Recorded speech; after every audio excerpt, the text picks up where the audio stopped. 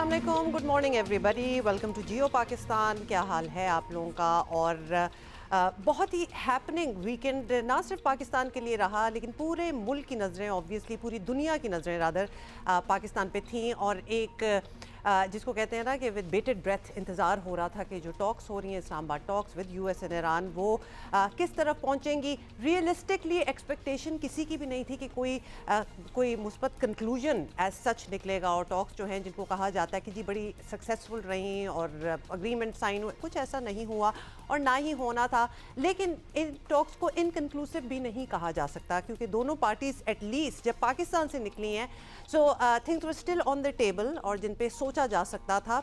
However, अभी सुबह जैसे ही हम उठे और हमने लेटेस्ट एक स्टेटमेंट जो प्रेसिडेंट डोनाल्ड ट्रंप का देखा है, उससे तो थोड़ा सा एक खदशा लग रहा है, कुछ डर लग रहा है कि क्या होने वाला है। वंस अगेन आपको पता है कि डोनाल्ड ट्रंप जो हैं उनको ये बात बिल्कुल समझ नहीं आई कि ईरान ने जो सारे मुतालबात थे वो क्यों नहीं माने। और उसके बाद उन्होंने कहा जी स्ट्रेट ऑफ हुर्मुज़ पे तो अब हम किसी भी शिप को जाने नहीं देंगे, बेसिकली कंट्रोल हमारा होगा।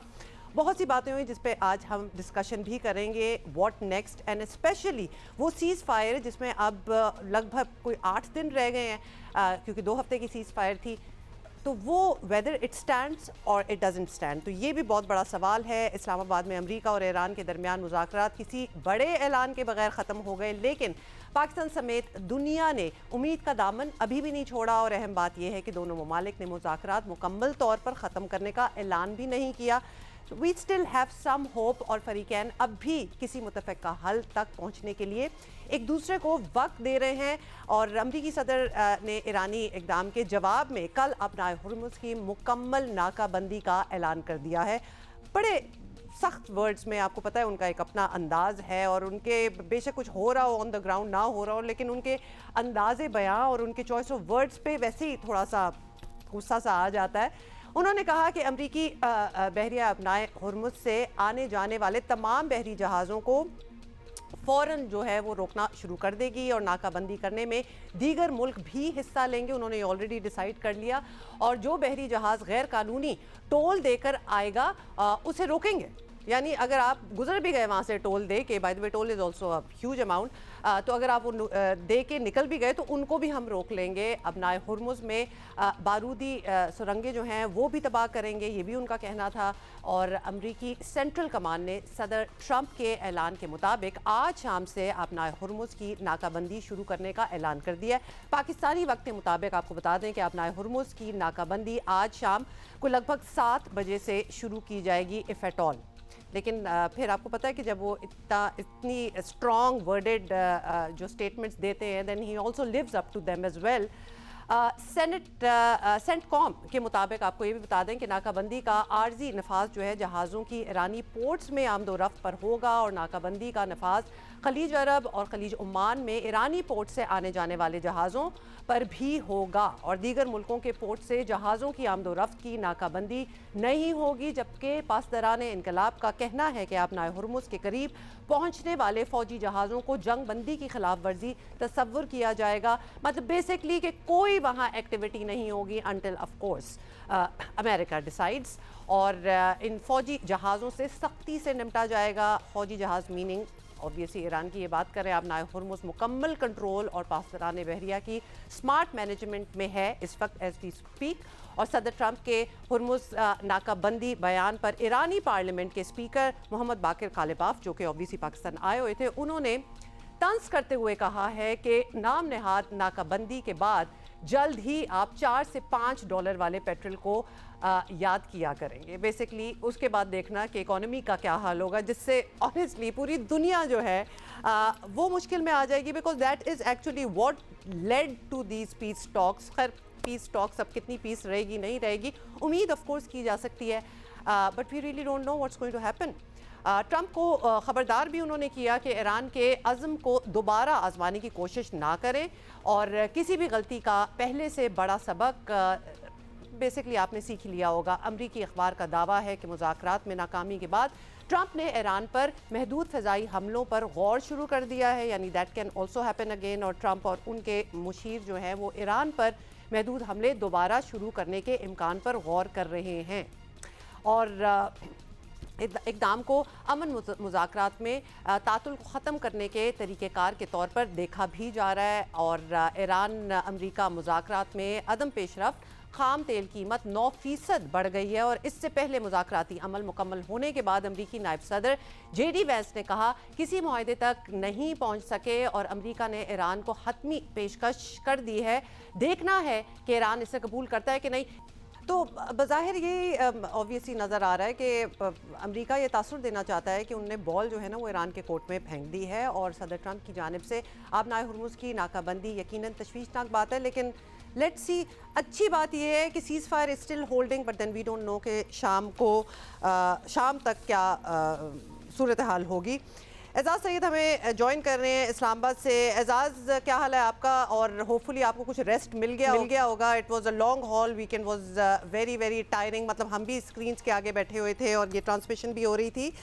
एजाज, ऐसा लग रहा था जब दोनों पार्टीज वापस अपने अपने मुल्क गई हैं कि एक दूसरे को उन्होंने अपने अपने जो स्टांस हैं वो बता दिए हैं। लेट्स सी के आगे क्या होता है। और ऐसा लग रहा था कि बातचीत शायद बैकडोर मजीद चलेगी, लेकिन उसके बाद ये स्टेटमेंट आ गया ट्रंप का। What led to this? Huma, बहुत बहुत शुक्रिया। हुमा, जो मुज़ाकरात हो रहे थे इस्लामाबाद में, उस हवाले से जो सबसे पहला पब्लिक स्टेटमेंट है वो ईरान की गवर्नमेंट ने दिया था। और उस स्टेटमेंट में उन्होंने कहा था कि हम 14 घंटे के जो मुज़ाकरात हैं वो ख़त्म हो गए हैं और मुज़ाकरात का अमल एक दिन और के लिए एक्सटेंड हो गया है। और एक्सपर्ट लेवल के ऊपर टेक्स्ट एक्सचेंज किए जा रहे हैं। ये मैं वर्बेटम आपको बता रहा हूँ कि ये एग्जैक्टली ये कहा गया था। मींस कि हम जहां पर बैठे हुए थे, ये सारी कवरेज कर रहे थे, हमें इस बात का तासुर मिला कि मुज़ाकरात अभी खत्म नहीं हुए, यानी कि अगले दिन भी जारी रहेंगे। तो फिर थोड़ी देर बाद इतला आ गई कि JD वैंस जो है वो प्रेस कॉन्फ्रेंस करेंगे और फिर JD वैंस ने प्रेस कॉन्फ्रेंस की। दो बातें इसमें जानने की बड़ी जरूरी हैं। एक तो ये कि अमेरिका के जो नायब सदर हैं JD वैंस, वो मुज़ाकरात के दौरान अमेरिकी सदर डोनाल्ड ट्रंप से उनकी टेलीफोन पर बात हुई है। यानी कि वो बराह रास्त अमेरिकी एस्टैब्लिशमेंट से जो मालूमात लेनी थी उन्होंने या कोई हदायत लेनी थी तो वो वहां से ले रहे थे। और दूसरी बात ये है कि जो दोनों वफूद आते वक्त भी और जाते वक्त भी बहुत ही अच्छे एनवायरनमेंट में मिलकर गए हैं। और इस बात पर इत्तेफाक किया गया कि हम आपस में राब्ता रखेंगे। और वहां पर ज़ाहिर है पाकिस्तान भी मौजूद था, पाकिस्तान के डिप्टी प्राइम मिनिस्टर वहां पर मौजूद थे और पाकिस्तान के जो फील्ड मार्शल आसिम मुनीर वो वहां पर मौजूद थे। एनवायरनमेंट एक ऐसा था। और सबसे आखिरी बात ये कि आपने शुरू में, मैं आपकी गुफ्तगू सुन रहा था, आपने कहा कि कोई मुआहदा नहीं होना था या कोई ऐसी बात नहीं होनी थी। नहीं, ऐसी बात नहीं है। और एक्सपेक्टेशन, बिल्कुल एक्सपेक्टेशन थी। ये नहीं एक्चुअली एग्रीमेंट हो जाएगी किसी चीज पे, क्योंकि हमारे एक्सपर्ट्स यही कह रहे थे द फैक्ट कि इनकी ये एक पहला मरहला है, एक फ्रेमवर्क बन सकता है जिस पे मजीद बात हो सकती है। ये बड़ा जिक्र हो रहा था एजाज। जी बिल्कुल, तो इसलिए बड़ी एक्सपेक्टेशन थी, बल्कि हाई एक्सपेक्टेशन थी। उसकी वजह यह है कि ये मुज़ाकरात 1979 के बाद इस लेवल के मुज़ाकरात, यानी कि अमेरिका का नायब सदर खुद इन्वॉल्व हुआ हो और इधर इनके फॉरेन मिनिस्टर और स्पीकर आए हो, ये 47 इयर्स के बाद पहली दफा हुआ था।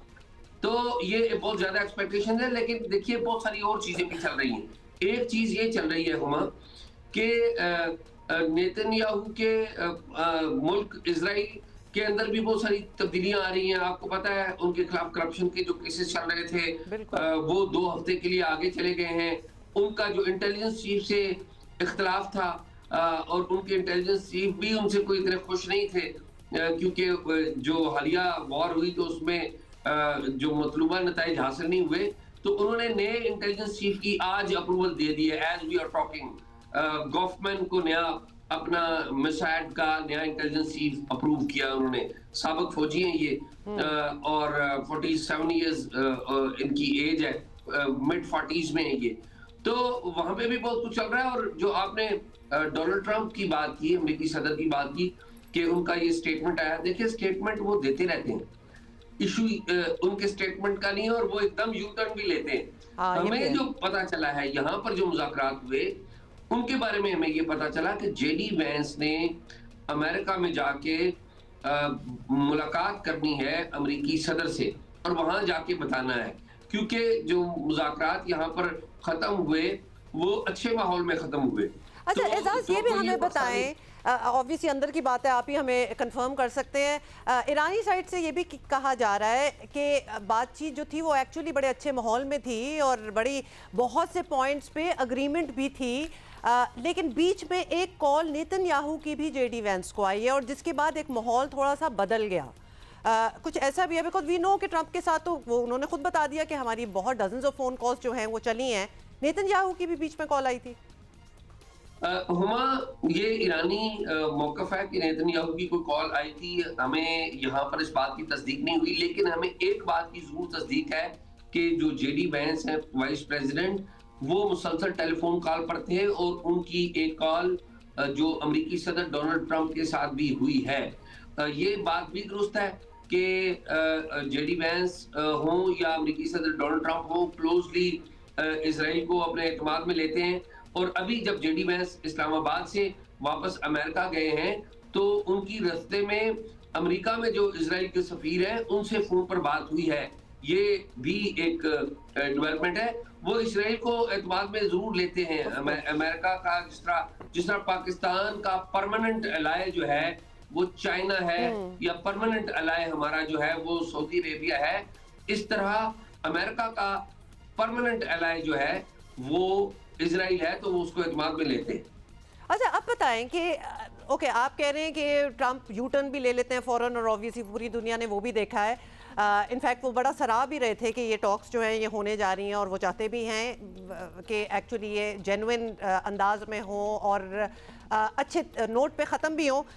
बट नाउ व्हाट, ये जो सीज फायर है जिस पे मतलब दुनिया एक अकड़ी, जिसको कहते हैं ना literally it's hanging in the balance for the 2 weeks, जिसका अब एक हफ्ता 8 दिन रह गए हैं, Where does that stand? Because gulf ममालिक के लिए तो ये इस वक्त सांस लेने का मौका है, उनके लिए पता नहीं है कि आगे होना क्या है। So where do we stand with that?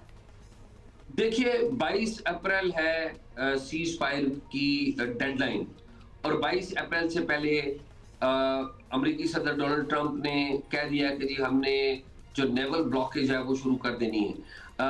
Bombing के हवाले से भी पता चल रहा है कि अमेरिका गौर कर रहा है कि एक दफा फिर बॉम्बिंग का एक सिलसिला जो है वो शुरू किया जाए तेहरान के ऊपर। जो अपेरेंटली नजर ये आ रहा है कि एक और अटेम्प्ट होगी दोनों के दरमियान एंगेजमेंट की, और एक और अटेम्प्ट का जो सिग्नल है डोनाल्ड ट्रंप ने भी दे दिया। उन्होंने कहा जी वो आ जाते हैं या नहीं आते, मुझे इससे फर्क नहीं पड़ता, अगर आ जाए तो बहुत अच्छा है।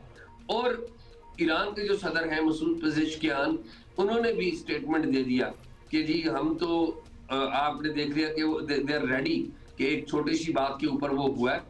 तो सिग्नलिंग दोनों की तरफ से है, एंगेजमेंट की पोस्चरिंग भी दोनों की तरफ से है, वो बिल्कुल नजर आ रहा है क्योंकि स्टेटमेंट्स ऐसी हैं कि बात कहीं भी जा सकती है। Ejaz, thank you so much for being here us, और आपने हमें अपडेट किया कि एक्चुअली इस्लामाबाद में क्या हो रहा था।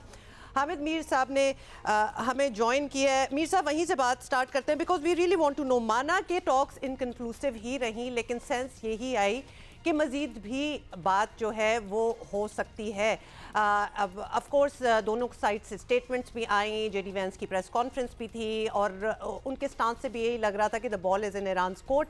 ईरान की जब स्टेटमेंट्स आई तो उन्होंने इनफैक्ट ये बताया कि बड़ी कॉर्डियल अंदाज में बातचीत हुई है और बहुत से ऐसे नुकात थे, बहुत से ऐसे पॉइंट्स थे जिन पे मान भी गई दोनों साइडें, they're in agreement as well, and then they're sticking points. और स्टिकिंग पॉइंट्स में लबनान एक बहुत बड़ा स्टिकिंग पॉइंट था, एंड ऑफ कोर्स आबनाए हुर्मुज़ की भी बात हुई।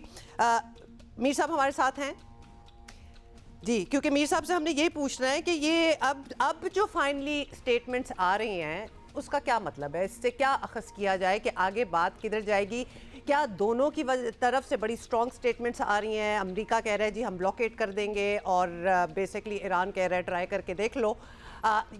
ये करने के बाद are they going to come back to the negotiating table round 2? मतलब हमें क्या एक्सपेक्ट करना चाहिए? मीर साहब गुड मॉर्निंग, क्या हाल है आपका? मीर साहब, एक तो ऑब्वियसली आपकी सेंस चाहेंगे कि ये सारी टॉक्स हुई, 20+ hours of talks between both the sides, ये इन इटसेल्फ बड़ी सक्सेसफुल बात है कि बात हो गई। ठीक है, अब वो हमने मान लिया, साइड पे रख लें, लेकिन उस बातचीत का निकला क्या? जंग कहाँ खड़ी है? अब तो ब्लॉकेड की बातें हो रही हैं, दोनों साइडों से स्ट्रॉन्ग स्टेटमेंट्स आ रही हैं। इसको आप समझ रहे हैं कि ये स्ट्रॉन्ग स्टेटमेंट्स आनी ही थी and they will be back to negotiating with one another? मतलब इससे क्या अखज़ किया जाए? बहुत बहुत शुक्रिया और आपको भी गुड मॉर्निंग। Good morning. देखें, ये जो डोनाल्ड ट्रंप हैं, इन्होंने कल जो एक स्टेटमेंट दिया था और उसके बाद वो दोबारा आपनाए हुर्मुज़ जो है उसकी नाकाबंदी की बात कर रहे हैं और ईरान की तरफ से उन्हें कहा जा रहा है कि जी आप इस ऑप्शन की तरफ मत आए वरना जंग दोबारा शुरू हो सकती है। तो इस ट्रंप का जो स्टेटमेंट है उससे एक तासुर ये लग रहा है कि शायद ये जो सीज फायर है ये टूट जाएगा। लेकिन कल जो यहाँ पर इस्लामाबाद में ये जो दोनों डेलीगेशंस थे, इनके रवाना होने से पहले जो सूरत हाल थी और जो खबर हम तक पहुंची, वो खबर जो है वो हमने बड़ी एहतियात के साथ दुनिया के सामने पेश की।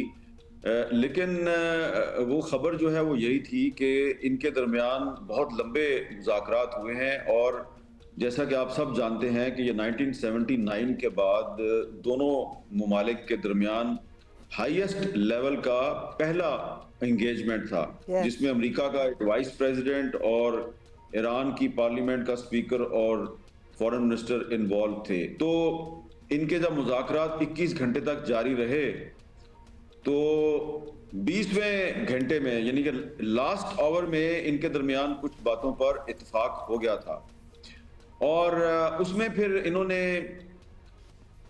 ये डिसाइड किया कि अब हम दोबारा मिलेंगे, लेकिन इसको अभी हम अनाउंस नहीं करेंगे। तो सीज फायर भी अभी तक कायम है और इनकी दोबारा मीटिंग भी होगी। और दोबारा मीटिंग की जो बड़ी वजह थी वो American vice president JD Vance थे, जो कि 21 घंटे के मुज़ाकरात के दौरान बार बार साइड पे जाते थे और अपने मोबाइल फ़ोन से वो डोनाल्ड ट्रंप को कॉल करते थे और उनको ब्रीफ करते थे, फिर उनसे इंस्ट्रक्शंस लेते थे, फिर आके बैठते थे। तो in other words Donald Trump भी इन 21 घंटे लंबे मुज़ाकरात में इनडायरेक्टली वो प्रेजेंट थे, वो पार्टिसिपेट कर रहे थे थ्रू हिज वाइस प्रेसिडेंट। तो अब जो भी वो एक पब्लिक स्टेटमेंट दे रहे हैं उसको आप छोड़ दें। जिन इश्यूज का वो अपनी पब्लिक स्टेटमेंट में जिक्र कर रहे हैं, मेरी इंफॉर्मेशन के मुताबिक वो असल इश्यूज नहीं है। इन इश्यूज पर बड़ी पॉजिटिव डेवलपमेंट हुई है, बड़ी पॉजिटिव बातें जो है वो हुई हैं। लेकिन जिन इश्यूज पे प्रॉब्लम है, जो कि हर्डल थे किसी ब्रेक थ्रू के रास्ते में, तो वो उनका ना वो जिक्र कर रहे हैं ना ही ईरान की साइड जिक्र कर रही है। ये एक अच्छी बात है और मुझे उम्मीद है कि अगर डोनाल्ड ट्रंप साहब की ये जो एक पब्लिक पोस्चरिंग है, इसके नतीजे में कुछ मजीद टेंशन भी पैदा होती है, तो इसके बावजूद आने वाले दिनों में ये दोबारा इनकी एक मीटिंग जरूर होगी। चलिए, मतलब दैट वुड बी ग्रेट अगर ऐसी होगी। और ये तो आप इनसाइड ही बता रहे हैं कि इन्होंने आपस में वैसे फैसला कर लिया था कि दोबारा मीटिंग करेंगे। Having said that, Donald Trump के मैसेजिंग का कोई असर तो होता है? मतलब अगर एक डेडलाइन उन्होंने दी हुई है जो पाकिस्तानी वक्त के मुताबिक 7 बजे आज शाम की है, and then the blockade starts, मतलब दुनिया में जो इकोनॉमीज़ के हालात हुए थे, that is actually what pushed कि ये मुज़ाकरात की टेबल पे आएँ। तो अब अगर ब्लॉकेड की बातें होंगी तो फिर तो बात तो वहीं चली जाएगी। इकोनॉमीज़ का क्या हाल होगा? या फिर आपको लगता है कि ये बात वहाँ तक जाएगी नहीं और इसमें कुछ घंटे ही रह गए हैं मीर साहब? देखिए, आप इतनी परेशान ना हो, आप जरा वो पूरा बैकग्राउंड अंडरस्टैंड करने की कोशिश करें कि जिसमें डोनाल्ड ट्रंप ने ये एक धमकियामेज रवैया अख्तियार किया है। देखिए, उनके धमकियामेज रवैया अख्तियार करने की वजह जो है वो उनकी एक बहुत बड़ी डिफीट है जो उनको हंगरी में हुई है।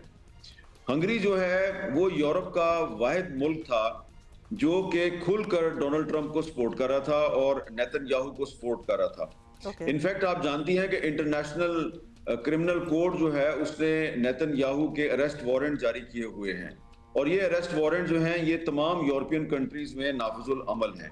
इसके बावजूद पिछले साल जब नेतन्याहू ने हंगरी का विजिट किया तो ये जो हंगरी के प्राइम मिनिस्टर थे विक्टर ओरबान, इन्होंने न सिर्फ उनका इस्तकबाल किया बल्कि इन्होंने नेतन्याहू को भी सपोर्ट किया और डोनाल्ड ट्रंप जो है वो भी इनको सपोर्ट कर रहे थे। अब ये जो इलेक्शन हुआ कल हंगरी में, इसमें डोनाल्ड ट्रंप इनको ओरबान को सपोर्ट कर रहे थे और ओरबान खुलकर उनकी जो इजराइल और अमेरिका की वॉर है अगेंस्ट ईरान, इसको सपोर्ट कर रहे थे। इनको बहुत बुरी शिकस्त हुई है और आप ये जानकर हैरान होंगी कि ये जो विक्टर ओरबान हैं, ये चौथी पांचवी दफा प्राइम मिनिस्टर बने थे। हंगरी के बड़े पॉपुलर थे, बड़े पावरफुल थे और बड़ी नस्ल परस्ती पर मबनी इनकी सोच थी। इनकी शिकस्त जो है वो एक बहुत बड़ा धचका है और ये बहुत बड़ा इंडिकेटर है कि इनकी support for Israel and America is perhaps the reason for his शिकस्त। नहीं, इसके और भी वजह, बिल्कुल इसकी वजह यह है कि ये जो विक्टर ओरबान थे, ये जो इस जंग को सपोर्ट कर रहे थे और ट्रंप को सपोर्ट कर रहे थे, नेतन्याहू को सपोर्ट कर रहे थे, इसकी वजह से हंगरी की जो पब्लिक है उन्होंने इबरतनाक शिकस्त दिया इनको, यानी कि इनका सफाया कर दिया। 16 साल तक ये पावर में थे, 16 साल तक, और एक बहुत ही यंग पॉलिटिशियन है पीटर मैग्यार, उन्होंने इनको शिकस्त दिया है। और दूसरी तरफ जो बरतानिया है और फ्रांस है और बाकी यूरोपियन कंट्रीज हैं, वो कोशिश कर रहे हैं कि डोनाल्ड ट्रंप को दोबारा जंग शुरू करने से मना किया जाए। यहां तक कि ऑस्ट्रेलिया जो है और बरतानिया और कुछ यूरोपियन कंट्रीज, उन्होंने कहा कि अगर डोनाल्ड ट्रंप जो है वो अगर आबनाए हुर्मुज को दोबारा कंट्रोवर्शियल बनाएंगे और उसकी नाकाबंदी करने की कोशिश करेंगे, हम इनका साथ नहीं देंगे। तो ये अभी शाम 7 बजे में काफी वक्त बाकी है और मुझे लगता है कि डोनाल्ड ट्रंप को ये जो इतनी बड़ी शिकस्त हुई है हंगरी में, उसका गुस्सा उतारने के लिए ना उन्होंने ये इस तरह की सख्त बयानबाजी की है। लेकिन जो यूरोप की तरफ से जो रिएक्शन आया है, और वो डोनाल्ड ट्रंप को बिल्कुल इनकरेज नहीं कर रहे, और उनकी कोशिश है कि अमेरिका और ईरान में जो सीज फायर है इसमें एक्सटेंशन हो जाए। तो इसमें मुझे लगता है कि अल्टीमेटली एक्सटेंशन भी होगी और इनकी दोबारा बातचीत भी होगी। वेल, हंगरी में शिकस्त से तो डोनाल्ड ट्रंप को अपना शायद फ्यूचर भी नजर आ रहा हो, because there is a lot of opposition in the US as well against this war. It's a very unpopular war. अब मीर साहब, 21 घंटे की टॉक्स, ठीक है, हुर्मुज वाला पॉइंट और न्यूक्लियर प्रोलिफरेशन का, न्यूक्लियर वेपन्स का पॉइंट, 2 पॉइंट्स हो गए। किन बातों पे अग्रीमेंट एक्चुअली हुई है? बिकॉज जब ये कहा जाता है कि बड़े अच्छे माहौल में बहुत सी बातों पे अग्रीमेंट्स होगी, दोनों साइड ये एक्नॉलेज भी करती हैं, तो प्लीज जरा पॉइंट आउट कर दें ताकि कोई हमें होप मिल जाए। What did they actually agree on? देखिए हुमा, आपने तो बड़ी आसानी से एक सवाल कर दिया मुझे, ठीक है ना जी। आप बड़े ही प्रोफेशनल स्टाइल में मुझे ये तकाजा कर रही हैं कि जरा वो पॉइंट्स बता दें जिन पे तो बता देना मीर साहब, मेरा तो काम है, मैं सवाल करूंगी, आपने जो जवाब देना है आप दे दें।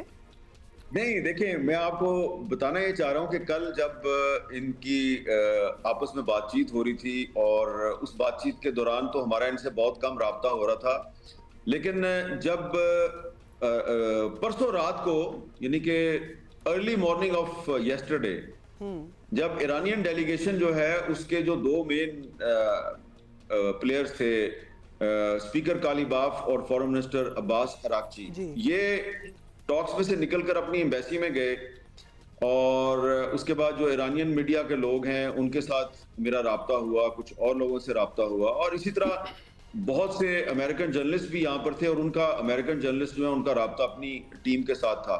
और उनकी बाय द वे जो अमेरिकन डेलीगेशन था वो 3 लोग नहीं थे, उनमें बहुत से लोग थे, और ईरानी डेलीगेशन में भी 5-6 लोग नहीं थे, बहुत ज्यादा लोग। जी जी बिल्कुल। तो इन सब से जो राब्ता हो रहा था, तो जो सवाल आपने भी मुझसे पूछा, तो मैं भी उनसे यही पूछ रहा था कि जरा प्लीज ये बता दें कि आपका एग्रीमेंट किन बातों पे हुआ है और आपका इख्तलाफ किन बातों पे है। तो वो दोनों साइड जो है वो मुस्कुराते थे, और फिर वो मुझे कहते थे, mister Mir, it's very easy to ask these questions, but it's very difficult for us to respond to your questions. तो अब यही वो उनका जो जवाब है वो मैं आपको देता हूं कि हो सकता है कि मेरे इल्म में कुछ ऐसी बातें हों कि जिन पे इनका एग्रीमेंट हुआ है, लेकिन अगर अब मैं वो यहाँ पे खुल के आपको बताऊंगा तो इसकी बनेगी एक ब्रेकिंग न्यूज। वो यहाँ से जियो से उठाएगा कोई मिडिल ईस्ट का चैनल, फिर उसको अमेरिकन चैनल उठाएंगे, फिर वो ईरानी मीडिया उठाएगा, वो फिर जो नेगोशिएटर्स हैं, उन पे प्रेशर आएगा, अच्छा जी आपकी बात हो गई है साहब जी, आपने तो agreement पूरी हो एक गया है मूवी जी। बना दी है, एक मूवी खींच दिया, हालांकि ऑथेंटिक न्यूज हो तो ब्रेकिंग न्यूज बन जाए, उसमें कोई इतनी बुराई भी नहीं है, but okay I am not going to pressurise you. मैं आपको सिर्फ ये बता सकता हूं कि डोनाल्ड ट्रंप ने जो अपनी थ्रेटनिंग स्टेटमेंट में जो 2 इश्यूज बयान किए हैं, एक न्यूक्लियर प्रोलिफरेशन वाला और जी। एक आबनाए हुर्मुज वाला, ये कोई इतना बड़ा प्रॉब्लम नहीं है। इस पर इनकी बड़ी अच्छी बात हुई है और डोनाल्ड ट्रंप अब अपनी जो डोमेस्टिक ऑडियंस है उसके साथ ही is trying to play with the gallery, और वो तासुर ये दे रहे हैं कि देखिए जी यूरेनियम के इनरिचमेंट पे तो ईरानी राजी नहीं थे और मैंने उनको बड़ा प्रेशराइज किया है और जनाब मैंने फिर अल्टीमेटली जनाब इनको मना लिया है। हालांकि वो ऐसा उस कुछ पर नहीं था। इतना फटा नहीं पड़ा, और इस पे पहले भी जो इनके मुज़ाकरात होते रहे हैं माजी में, उनमें भी इनके अंदर काफी अंडरस्टैंडिंग हो गई थी। वो तो ये बार बार इजराइल और अमेरिका हमला कर देते हैं ईरान पे, उसकी वजह से काम खराब हो जाता है। और ये जो आबनाए हुर्मुज पे डोनाल्ड ट्रंप साहब ने एक बहुत बड़ी टेंशन क्रिएट की है, ये भी इनका मेरा ख्याल है कि एक ड्रामेबाजी है, और आफ्टर फ्यू आवर्स आप देखेंगे कि ये थोड़ी सी कूल डाउन हो इस जाएंगे। पे थोड़े से पीछे हट जाएंगे। उसकी वजह यह है कि ये अगर इसको ब्लॉक करते हैं ना, तो उसके नतीजे में फिर बिल्कुल मूवमेंट बंद हो जाएगी। आपने देखिए, मैं एक बात बड़ी साफ साफ बताना चाहता हूं जी। भले कोई इस पे मेरे से नाराज हो जाए, ये जो पीस टॉक्स थी ना, ये डोनाल्ड ट्रंप की जरूरत थी और बुनियादी तौर पे डोनाल्ड ट्रंप की ख्वाहिश और मिन्नत समाजत पर ये पीस टॉक्स हुई हैं। इस पर ईरानियन साइड जो है वो शुरू में इन पीस टॉक्स को ज्वाइन करने पे बहुत रिलक्टेंट थी, बिल्कुल भी वो इनमें शामिल होने को तैयार नहीं थे। उनके साथ इन्होंने 2 दफा धोखा किया। इसमें फिर कुछ पाकिस्तान की परसुएशन थी, पाकिस्तान ने बड़ा इसरार किया, फिर इसमें तुर्की भी आ गया, फिर इसमें चाइना भी आ गया। तो वो बहुत सी ईरानी साइड जो है गारंटीज लेके आई थी। अच्छा, चाइना का आपने, सॉरी मीर साहब टाइम भी कम है, लेकिन चाइना का चूंकि आपने जिक्र किया है तो बता दें कि अगर ये ब्लॉकेड वाला सिचुएशन होती है, China is not going to be happy about it. मतलब ये सारी चीज़ें जो आप कह रहे हैं कि it is just you know a statement, और ये he is playing to the gallery, Trump की जो स्टेटमेंट है और इसमें कुछ खास निकलेगा नहीं, उसमें डिटरेंट तो चाइना भी है ना, चाइना से भी थोड़ा सा तो मुहतात होंगे। देखिए, सिर्फ चाइना नहीं है बल्कि इसमें पूरा यूरोप जो है, जिसमें पहले हंगरी शामिल नहीं था, अब हंगरी भी उसमें शामिल हो गया है। पूरा यूरोप जो है वो चाहता है कि सीज फायर में एक्सटेंशन हो और ये जो मामला है इसको रिजॉल्व करने के लिए दोबारा मुज़ाकरात हों। अब दोबारा मुज़ाकरात का मुकाम और वक्त जो है उसका तयन आने वाले दिनों में हो जाएगा। बस मैं यही कहकर अपनी बात ख़त्म कर देता हूँ कि डोनाल्ड ट्रंप की बातों पे ना जाएं। ये मुज़ाकरात उनके कहने पे हुए हैं और उनका इस पे ज़्यादा स्टेक है। अगर सीज फायर खुदा न ख्वास्ता टूटता है, जंग दोबारा शुरू होती है, ईरान का इसमें कुछ नहीं जाता। वो तो पहले ही 47 साल से इक्तिसादी पाबंदियों का सामना कर रहे हैं। एक और चीज ब्रीफली अगर आप हमें बता सकते हैं, did Lebanon feature in the talks, और लेबनान के हवाले से जो वाशिंगटन डीसी में टॉक्स होनी है, are they going to go ahead with that as well? सबसे अहम और इम्पोर्टेंट सवाल तो आपने एंड में किया है। देखें, बिल्कुल, और इस अहम सवाल पे हमारा डिस्कनेक्ट हो गया मीर साहब से, but we will try to reconnect with him क्योंकि ये बड़ा अहम सवाल है और ये एक बड़ा पॉइंट भी रहा है between the two sides even before the negotiations के। मतलब पूरी वो जो एक लिस्ट है, जो पॉइंट्स थे, 10 जो नुकात थे जो ईरान की साइड से आए थे, कि उसमें सबसे पहले तो लेबनान था कि सीज़ फायर होगी तो लबनान में भी सीज़ फायर होगी। उसके बाद फिर वो निगेट होना स्टार्ट हो गया जी, लबनान तो बीच में जिक्र ही नहीं हुआ था, यू रिमेंबर दैट। तो ये सारी बातचीत जो चल रही थी, अब वेयर डज लबनान stand? If we have Mir साहब, जी मीर साहब, इंपॉर्टेंट सवाल always at the end, saving the best for last, briefly जवाब दे दीजिए प्लीज़। देखिए, ये ईरान का जो इशू था, इसी पर सबसे ज़्यादा इन दोनों डेलीगेशंस के दरमियान जो है वो बहस हुई और इसी की वजह से कोई ब्रेक थ्रू नहीं हो सका। और ईरान की जो साइड थी उसने कहा जी कि जब तक हिजबुल्लाह के खिलाफ सीज़ फायर नहीं होता और गजा में हमास के साथ सीज़ फायर नहीं होता, इस पे अमल दरामद नहीं होता, तो हम इस पे कोई आपके साथ ब्रेक थ्रू नहीं कर सकते। तो इसका ना जिक्र ट्रंप ने किया है, ना ही ईरानी साइड ने किया है। मेरी इंफॉर्मेशन यही है कि लेबनान के इशू की वजह से ब्रेक थ्रू नहीं हुआ। अब जो कल अमेरिका में लेबनान के और इजराइल के जो मुज़ाकरात होने हैं, उसमें लेबनान के प्राइम मिनिस्टर जो हैं नवाफ साहब, वो पहले जा रहे थे, अब वो नहीं जा रहे। तो इसमें लगता ये है कि अगला जो राउंड होगा ईरान और अमेरिका की टॉक्स दोबारा जब होंगी, उससे पहले पहले ये वाला इशू जो है इसको रिजॉल्व कर दिया जाएगा। जो जेडी वैंस थे ना, उन्होंने इस्लामाबाद में 21 घंटे के मुज़ाकरात के दौरान कम से कम 5 दफा तो सिर्फ लेबनान के इशू पे डोनाल्ड ट्रंप से बातचीत की, और लगता यह है कि उनके पास फुल अथॉरिटी नहीं थी। अब वो अगली दफा जब आएंगे ईरानियों के सामने बैठेंगे तो विद फुल अथॉरिटी आएंगे। And the ceasefire still stands, yes और no, for the next at least 7-8 दिन? जी यस, सीज फायर अभी भी जो है वो चल रहा है, और आप को खुशी होगी ये जान के कि इसमें एक्सटेंशन भी हो सकती है। Great, thank you so much Mir साहब for your insights and your analysis. So this is where we stand. इस पर हम ज़रा मज़ीद बातें भी करते रहेंगे, we have some more guest as well, लेकिन अभी हम ले रहे हैं एक ब्रेक। Good morning.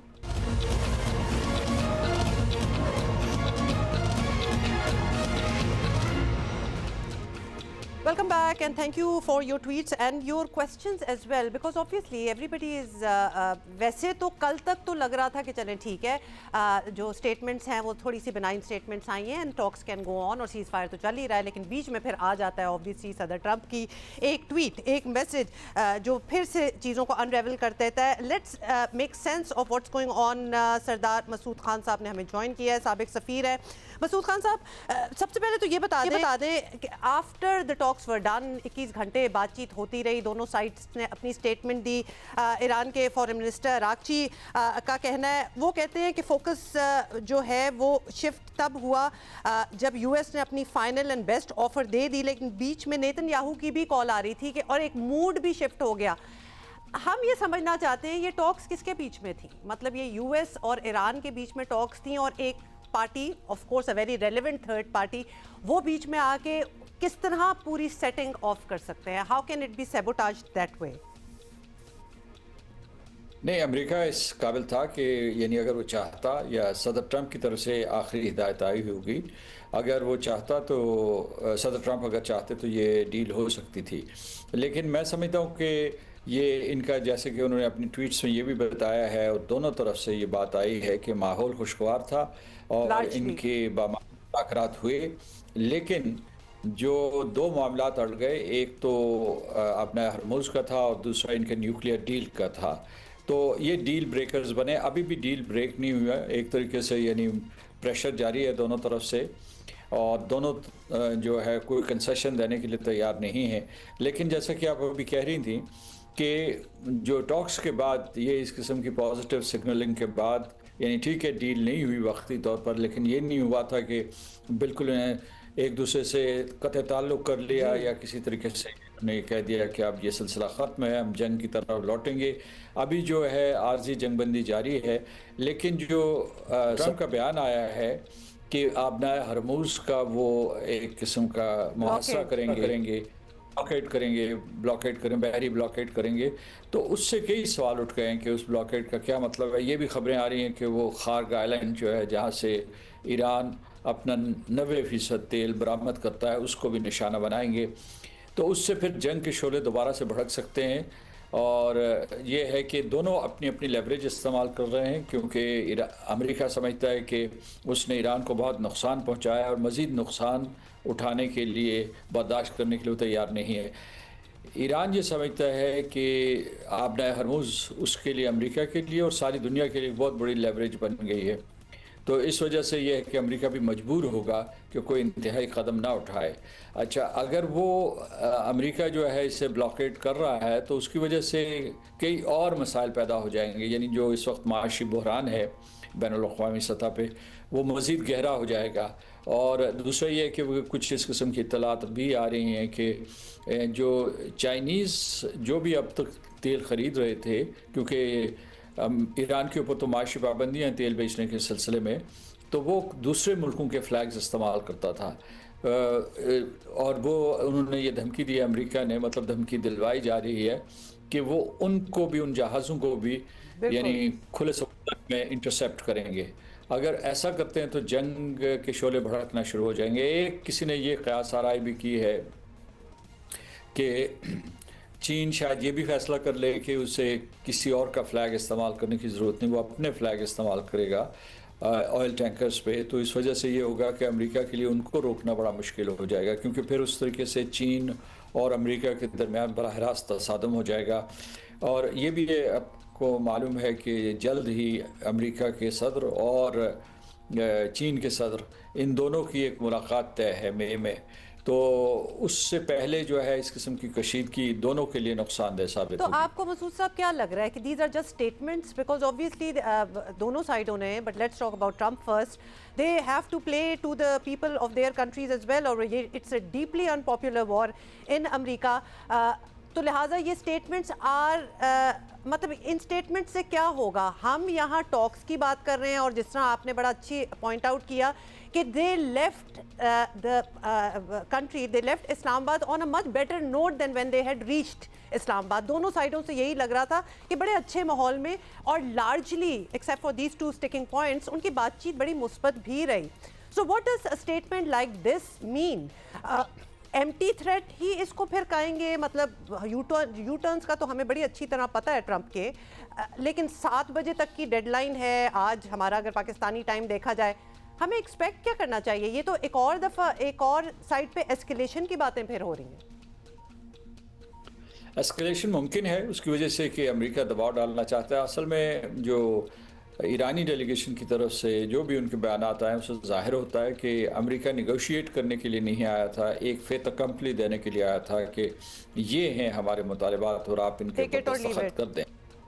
तो हाँ, टेक इट और लीव इट, तो वो ईरान के लिए काबिल कबूल नहीं था। ये दोनों अपने तौर पर समझते हैं कि मजबूत पोजीशन में अमेरिका, इसलिए कि उसने ईरान में बहुत तबाही की है, उनकी फ़िज़ाइया, उनकी बहरिया, उसके अलावा जो उनका मिसाइल सेटअप था या जितना भी उनके लॉन्चर्स थे या एयर स्ट्रिप्स थे या क्रिटिकल इंफ्रास्ट्रक्चर था। दूसरी तरफ ईरान ये समझता है कि दो बड़ी फ़ौजी ताकतें, दुनिया की सबसे बड़ी फ़ौजी ताकत और फिर जो है इलाके की सबसे बड़ी फ़ौजी ताकत, उन्होंने इतने हमले किए, शदीद और मोहलक हमले किए, लेकिन वो बर्दाश्त कर रहा है, वो सर्वाइव कर गया है। उसके क़यादत का कलाकमा कर दिया गया, जो आला तरीन क़यादत थी, वो फ़ौजी हो या सियासी हो या मजहबी हो, लेकिन वो अपने पाँव पर खड़ा रहा है। तो वो समझता है कि यानी जो जंग के बारे में अंदाज़े ये हैं कि वो अभी भी उनके पास जो है, ये अमेरिकन इंटेलिजेंस एजेंसीज कह रही हैं कि तमाम तबाही के बावजूद उनके पास तकरीबन 50% असासे अभी मौजूद हैं। दूसरी तरफ वो ये कह रहे हैं कि जो लिहाजा वो 2 या 3 या 4 महीने तक जंग लड़ने के लिए तैयार हैं। और दूसरी तरफ ये है कि लेकिन जो उनको माशी नुकसान हुआ है, जो इस वक्त जो अवाम नास में बेचैनी होगी या जो अबतरी होगी, वो ईरान के लिए बहुत बड़ा चैलेंज है। तो ये दोनों पोजीशन जो हैं, मतलब वो समझते हैं कि हम पोजीशन ऑफ स्ट्रेंथ से निगोशिएट कर रहे हैं। लेकिन आपका सवाल ये है कि क्या ये बयानात जो है इस माहौल को ख़राब नहीं करेंगे? मैं समझता हूँ कि उससे ज़्यादा ख़तरे की बात यह है कि अमेरिका बाकायदा ब्लॉकेड कर दे। जो इस किस्म से मिलता जुलता जो पहला ब्लॉकेड हुआ था वो 1960s में हुआ था, प्रेसिडेंट कैनेडी के ज़माने में हुआ था, और वो क्यूबा का ब्लॉकेड किया था अमेरिका ने, और उस वक्त उनकी टक्कर थी रूस के साथ। रूस के ज़ाहिर है वहाँ कोई असासे मौजूद थे क्यूबा में। तो सर्द जंग की वो सबसे बड़ी जंग थी सोवियत यूनियन और अमेरिका के दरमियान। उस वक्त भी जो सोवियत यूनियन था बिलाखिर उसने आंख झपकी थी और वापस लौट गया था ताकि ये एक न्यूक्लियर जंग में तब्दील ना हो जाए। सर वो भी इतनी ज़्यादा लंबी नहीं चली थी जो आजकल के माहौल में, मतलब 6 हफ्तों की एक जंग चल जाना with the kind of weaponry that we have in this day and age, this is another level। मतलब ये अभी टॉक्स पे ना आती बात तो ये तो चलती चली जा रही थी। जी बिल्कुल दुरुस्त है, और मैं समझता हूँ इसमें पाकिस्तान का किरदार बहुत कलीदी रहा है, काबिल तारीफ़ रहा है, और अभी भी पाकिस्तान का किरदार मौजूद है। मेरा ख्याल है कि पाकिस्तान जो है पस पर्दा कोशिश कर रहा है। बेशक ऐसा ही है। मसूद साहब ये ज़रूर बताइएगा कि आपके ओपिनियन में लबनान के हवाले से जो टॉक्स होनी हैं apparently in the US in Washington DC, will they go ahead, और उनका भी एक इम्पैक्ट होना चाहिए असूलन ऑन दिस वॉर? अमेरिका के प्रेशर के तहत वज़ीर आज़म नेतन्याहू ने वो टॉक्स कबूल कर ली हैं। लेकिन उसमें वो मुखलिस नहीं है, क्योंकि उन्होंने जो है पहले तो जो लबनान के सदर और वज़ीर आज़म थे वो तो उस सिलसिले में बहुत संजीदा थे और उन्होंने अमेरिका का वसीला भी इस्तेमाल किया वज़ीर आज़म नेतन्याहू के ऊपर दबाव डालने के लिए। तो लेकिन इधर से जो है वज़ीर आज़म नेतन्याहू ने ये कहा है कि उन्होंने एक अजीब व गरीब बात कही है कि हम निगोशिएशन भी करेंगे और साथ साथ नॉर्मलाइजेशन भी करेंगे। निगोशिएशन का मतलब है कि हम इनसे लबनान के ज़रूरी नहीं कि वज़ीर आज़म से, बल्कि हो सकता है कि इनके दोनों सफ़रा लबनान का सफ़ीर और इसराइल का सफ़ीर वहाँ मुज़ाकरात करें वाशिंगटन में। लेकिन वो ये कह रहे हैं कि नॉर्मलाइजेशन जो है उनका दूसरा वो ये है कि वो हिज़्बुल्लाह के ठिकानों के ऊपर बमबारी करते रहेंगे। इसका मतलब ये है कि जंग जारी रहेगी और मुज़ाकरात होगी। जो लबनान ये कह रहा है कि जंग की हालत में मुज़ाकरात नहीं हो सकते, और जंग क्या है, यानी ये महदूद सी जंग है, सिर्फ इसराइल की तरफ से हमले हो रहे हैं। उनके पास चंद रॉकेट्स हैं हिज़्बुल्लाह के, वो वक्तन दागते रहते हैं, स्ट्राइक करते रहते हैं, लेकिन उनमें कोई ऐसा ताकत का तवाज़ुन मौजूद नहीं है। जबकि जो पूरे का पूरा लबनान है वो इस वक्त मैदान जंग बन चुका है। ऐसा ही है मसूद साहब, ये भी this is very typical of Israel as well to make an offer which does not make sense कि हम बात भी कर लेंगे लेकिन यहाँ हम उनको अटैक भी कर रहे होंगे, डिवीजन दे देंगे बीच में। यानी हम वो भी करेंगे जो हम करना चाहते हैं। Anyway, a lot remains to be seen. That's all the time we have. Masood Khan साहब, thank you for being here with us. ये ज़रूर बात है कि साइडों ने पाकिस्तान का बड़ा शुक्रिया अदा किया है for creating an environment in the middle of a war, जहाँ वो दोनों साइडें आके बैठी, उन्होंने बात की है और दोनों ने भरपूर शुक्रिया पाकिस्तान का भी किया। Let's take a short break here and I will be back.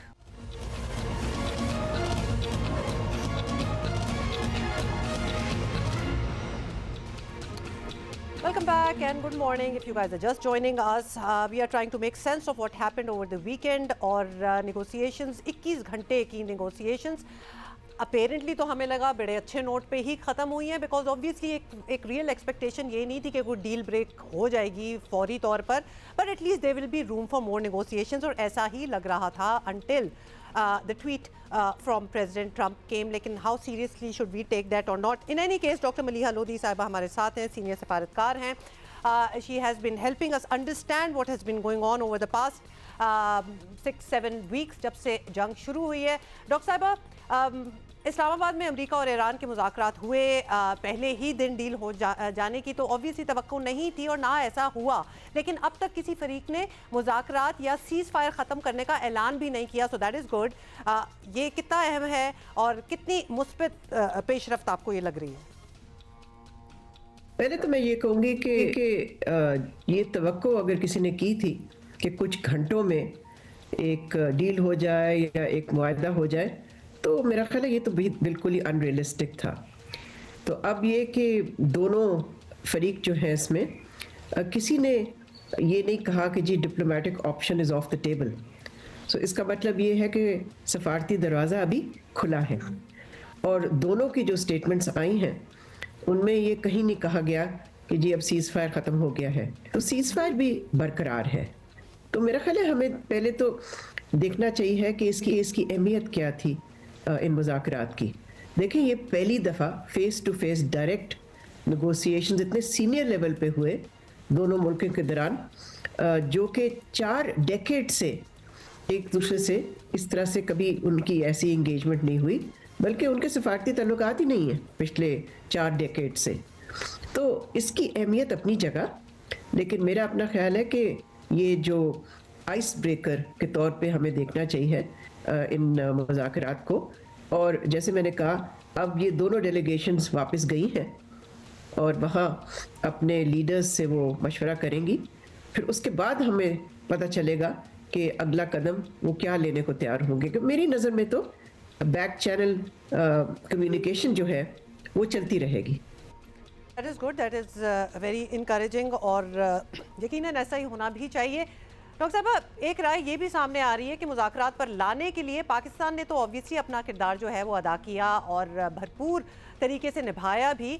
अब सीज़ फायर कायम रहे और मुज़ाकरात का सिलसिला जो है ये आगे चले, जिस तरह आप भी इसकी एक इंडिकेशन दे रही हैं, इसके लिए दुनिया के जो बाकी इदारे हैं, जो बाकी मुल्क हैं, जैसे कि ऑब्वियसली ब्रिटेन की हम बात कर लें, यूरोप की बात कर लें, ये सारे जो हैं इन्हें भी अमली कोशिशें करनी चाहिए।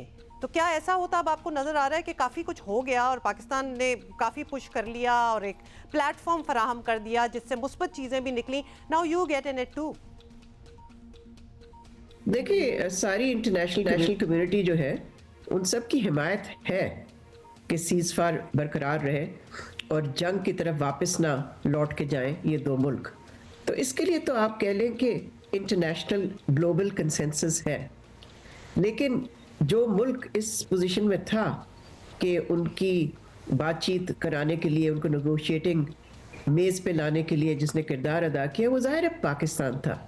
तो मेरा ख्याल है ज़्यादा जिम्मेदारी अब पाकिस्तान पे ही है कि पाकिस्तान, जैसे कि इसहाक डार साहब हमारे डिप्टी प्राइम मिनिस्टर ने कहा कि दोनों साइड्स को पाकिस्तान अर्ज करेगा या कर रहा है कि वो सीज़ फायर को मेंटेन रखें और डिप्लोमेटिक इंगेजमेंट को भी कंटिन्यू करें। तो मेरा अपना ख्याल ये है कि yes, there is a role for all of the international community, मगर इस वक्त जिस मुल्क पे दोनों मुल्कों ने इत्तेमाद किया वो था पाकिस्तान। सो पाकिस्तान की सफारती कोशिशें मेरा ख्याल है कंटिन्यू करेंगी और शायद तेज़ भी हो जाए। Okay, let's see where that goes. Doctor साहब ये भी बताएं कि अगर इस पॉइंट पर अमेरिका, इजराइल या फिर ईरान ये समझे कि सीज़ फायर जारी नहीं रह सकता for what ever reason, well one reason is Trump's tweet, और खुदा न खास्ता दोबारा जंग का माहौल जो है वो बन जाता है, तो ये दुनिया के लिए कितना ख़तरनाक होगा? क्या पहले से ज़्यादा तबाही वाले असरात हो सकते हैं? I mean obviously we don't wish that to happen, लेकिन कुछ भी हो सकता है।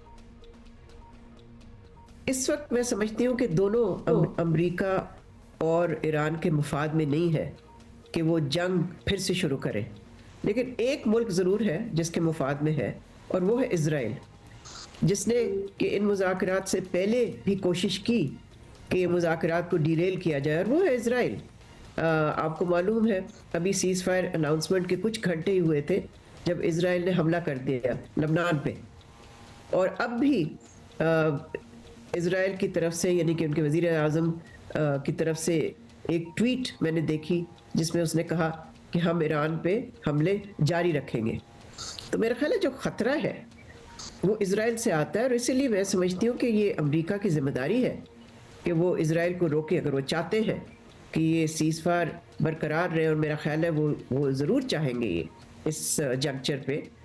तो इजराइल को रेन इन करना, उसको काबू करना, उसको रोकना मेरा ख्याल है बहुत ही अहम है।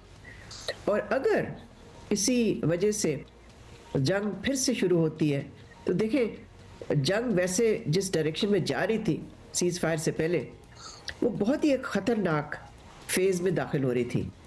तो वो तो मैं समझती हूँ कि एक डेंजर और एक रिस्क अभी भी है, इसलिए कि जो नेक्स्ट फेज़ हो सकता है उसमें शायद अमेरिका कोई ग्राउंड ऑफेंसिव का भी सोचना शुरू कर दे, जिससे कि वो पहले सोच ही रहा था, लेकिन आई सपोज़ उन्होंने फ़ैसला बदल लिया। लेकिन अगर ये वापस आते हैं, और फिर अमेरिका की तरफ से मेरा ख्याल है कुछ स्टेटमेंट्स आई हैं शायद सदर ट्रम्प से ही, कि वो जो है ज़बरदस्ती स्ट्रेट ऑफ हॉर्मूज़ को खोलने की कोशिश करेंगे, और बहरी उनके जो जहाज़ हैं, जो उनके वॉरशिप्स हैं, उनसे मदद लेके वो बाय फोर्स करेंगे ये। तो ये भी एक बहुत ही बड़ा ख़तरा है जो सामने। एब्सोल्युटली, मतलब it's a very real present danger जिसको कहा जाता है, और वो ये कह चुके हैं। बहुत शुक्रिया मलिया लोधी साहिबा। और डेफिनेटली ग्राउंड फोर्सेस जो, चलो बाद में आएंगे, नेवल ब्लॉकेड की जो बात हो रही है, ये नेवल वॉरफेयर की बात हो रही है। पहले एरियल वॉरफेयर तो ऑब्वियसली हमने देख ही लिया, और बकौल अमेरिका वो समझते हैं कि उन्होंने ख़त्म ही कर दिया है ईरान को। ईरान इज़ वेरी रिजिलियंट, दो इस तरह तो नहीं ख़त्म होने वाला, लेकिन उनकी नज़र में वो बड़े सक्सेसफुल रहे हैं, और जो अहदाफ उनके थे वो उन्होंने हासिल कर लिए थ्रू एरियल वॉरफेयर। तो अब वो नेवल की बारी आई है, and the the latest is a threat from America.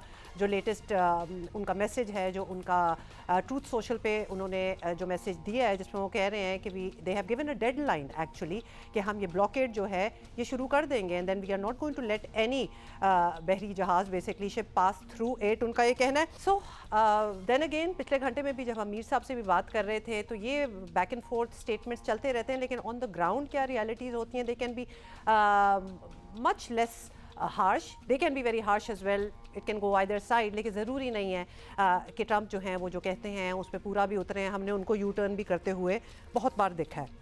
This seize fire itself for the U turn. अच्छा जी, अब आपको बताएं कि खैरपुर सिंध से मंकी पॉक्स के केसेस जो हैं वो सामने आने पर मुल्क भर में एम पॉक्स से मुतालिक हाई अलर्ट जारी किया गया है। पंजाब और खैबर पख्तूनख्वा में भी मंकी पॉक्स जो है इसके केसेस रिपोर्ट हो रहे हैं। गुज़िश्ता हफ्ते कराची से रवा साल का मंकी पॉक्स का दूसरा मरीज़ जो है वो सामने आया। मुतासरा शख्स की कोई ट्रैवल हिस्ट्री भी नहीं थी।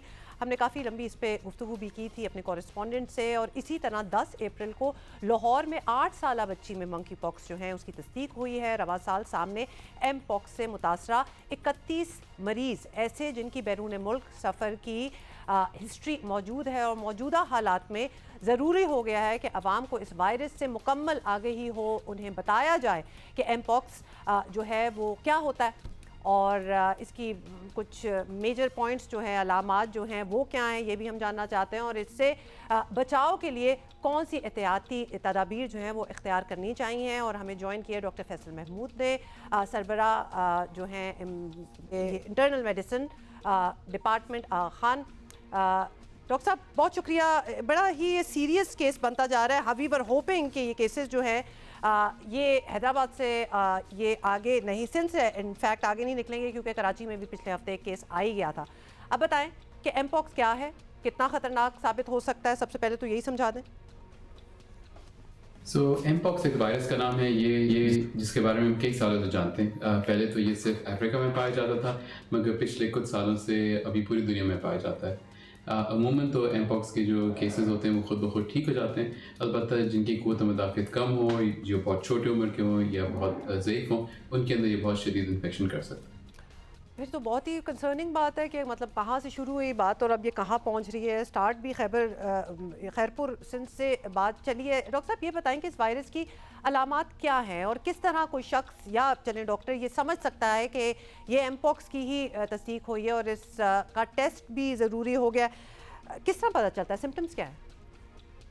तो एम पॉक्स के अलामात के अंदर शुरू के दिनों में थोड़ा सा बुखार आता है, मगर उसके बाद फिर जिस्म के ऊपर दाने निकलते हैं। ये दाने जो हैं ये पानी या पस भरे होते हैं, ज़्यादातर पानी भरे, बिल्कुल जैसे कि चिकन पॉक्स या चिचक का जो वायरस होता है उसकी तरह।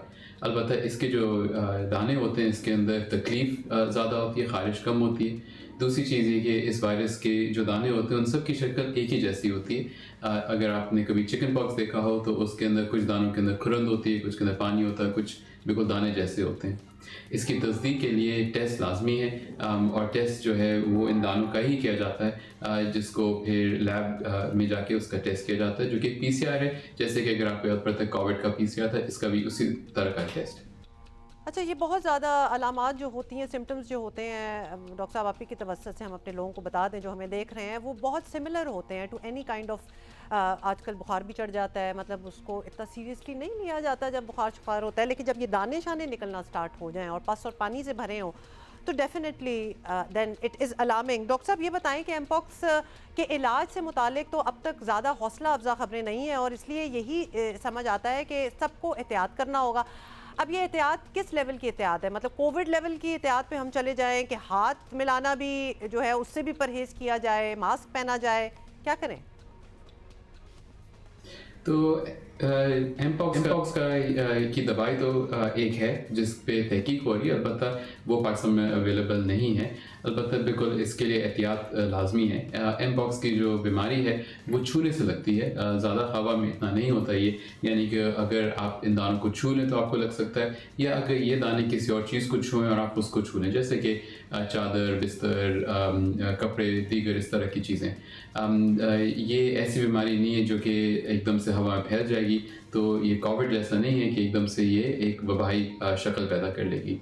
एहतियाती तदबीर में बस यही है कि अगर किसी को इस तरह से दाने निकलें तो बेहतर है कि डॉक्टर से रुजू कर लें ताकि उसकी बर वक्त तशख़ीस हो जाए। और एक दफ़ा हम डायग्नोज कर लेते हैं तो फिर हम मरीज़ से कहते हैं कि जब घर पे हों तो अपने कमरे में अलग ही रहें। कोई आपके पास आ रहा है तो ग्लव्स पहन लें, गाउन पहन अगर हैं आपके पास बिना ग्लव्स, हाथ को साफ रखें।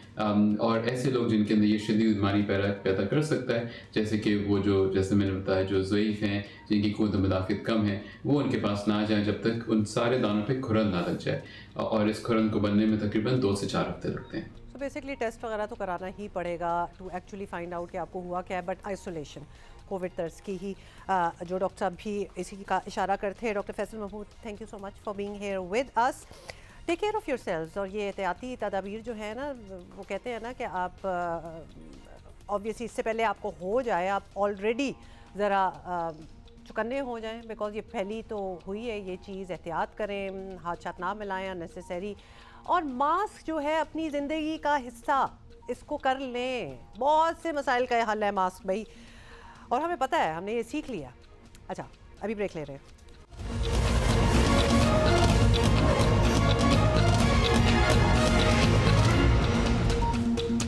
Welcome back. Okay, let's talk about cricket, let's talk about PSL 11। क्या आपकी टीम जीत रही है कि नहीं जीत रही? लेकिन कल हैदराबाद ने काफ़ी मार्का मारा है और अपना दूसरा मैच, यानी फर्स्ट टाइम आपको पता है ना, वो तो सीज़न में आए हैं, और दूसरा मैच उन्होंने जीत लिया है। सो लगातार दूसरी बार ये जीते हैं। पाकिस्तान सुपर लीग 11 अहम मरहले में दाखिल हो रही है और अब हफ्ते अंदाज़ा हो जाएगा कि कौन सी टीम जो है वो प्ले ऑफ तक पहुंचती है। और कई टीमों में बड़े स्टार्स शामिल हो गए हैं जो पहले नहीं थे। ख़ास तौर पर आपको बताएं कि बार बार शिकस्त के ज़ख्म सहने वाली हैदराबाद किंग्समैन को ग्लेन मैक्सवेल दस्तयाब हो गए हैं। Very nice. और आई गेस इसलिए उनके भाग भी ज़रा जागे हैं और उनकी फॉर्चून्स ज़रा टर्न हुई हैं। हैदराबाद टीम जो है इस बैटर की शिद्दत से जी बड़े मुतासिर हुए हैं और बड़ा उस पर अच्छा असर हुआ है हैदराबाद किंग्स के लिए। कल का दिन बड़ा मुबारक साबित हुआ और इन्होंने इस्लामाबाद यूनाइटेड को कल 6 विकेट से हरा दिया। मैं भी देख लूँ थोड़ा सा मैंने देखा था अलॉट आई मिस्ड। कराची में खेले गए मैच में हैदराबाद किंग्समैन ने 154 रन्स का हदफ जो है वो अपने 19th ओवर में ही हासिल कर लिया। किंग्समैन के कप्तान जो हैं लेबुशान, उन्होंने 61 रन्स की नाकाबिले शिकस्त और बड़ी अच्छी इनिंग्स एक्चुअली उन्होंने खेली। साइम अयूब ने 35, ओपनर जो हैं मां सदाकत, उन्होंने 30 रन स्कोर किए। और let's talk about it actually, और पॉइंट्स टेबल पे भी अभी हम बात करेंगे। Who would have thought? और कलंदर being the defending champions are literally at the bottom of the points table at the moment। Sikandar बख्त ने हमें ज्वाइन किया, भट्टी साहब भी हमारे साथ हैं। सिकंदर, क्या हो रहा है ये पॉइंट्स टेबल की बात करेंगे, लेकिन good for Hyderabad Kingsmen, where do you see them going? कल के मैच की बात करते हैं। हुमा, अचानक जो है तो मैं नोट कर रहा हूँ, कभी मैं यही निकाल रहा था कि PSL के अंदर एक अजीब सा ट्रेंड आया है। लोग 100 के अंदर आउट होने लगे। जो टीमें 100 के अंदर आउट हो रही हैं वो पाकिस्तान की PSL की मोस्ट एक्सपीरियंस वो बड़ी टीमें हैं। लाहौर कलंदर जो है एक 97 पे आउट हो गई, एक दफा 100 पे आउट हो गई। कराची किंग जो है 87 पे आउट हो गई। ये एक अजीब सा नया चेंज आया है कि बड़ी टीमें हारने शुरू हो गई हैं। और जो नई टीम थी हैदराबाद ने रिदम पकड़ा है, 2 मैच वो लगातार जीत गए। तो मुझे समझ में नहीं आया। और देखें, एक्चुअली अगर कोई टीम आउट होने जल्दी लगती है तो कुछ लड़के खड़े हो जाते हैं, कोशिश करते हैं कि आखिरी तक खेलें। वो चीजें मुझे ये बड़ी टीमों की तरफ से नजर नहीं आई। अब मुझे नहीं पता कि एकदम से इतना बड़ा क्या चेंज आ गया कि कराची की पिचेस इतनी खराब है, खतरनाक है कि आप 100 के अंदर आउट होना शुरू हो जाएं। तो एक थोड़ी सी इसमें जो है मैं कह सकता हूँ कि चेंज आया है। मगर अब आगे अगर आप कुछ और बातें करेंगी, सवाल होंगे, मुझे नहीं पता क्या है कि नए बच्चे कौन से आ रहे हैं नहीं आ रहे। तो आप भट्टी साहब से कुछ और पूछ लें, फिर हम और आगे बढ़ते हैं। अच्छा चलिए भट्टी साहब आप बता दें, मतलब अगर हम हैदराबाद किंग्समैन और सेकंड उनकी लगातार जीत है, we are very happy for them, तो क्या उनको लगता है कराची के ग्राउंड सूट कर रहे हैं? मतलब what has actually change? Is it Karachi के कंडीशंस या फिर वो बड़े अच्छे वेल जेल हो गए हैं, या मैक्सवेल गुड लक चार्म है उनका और वो आ गए? मतलब इसको आप किस तरह देख रहे हैं?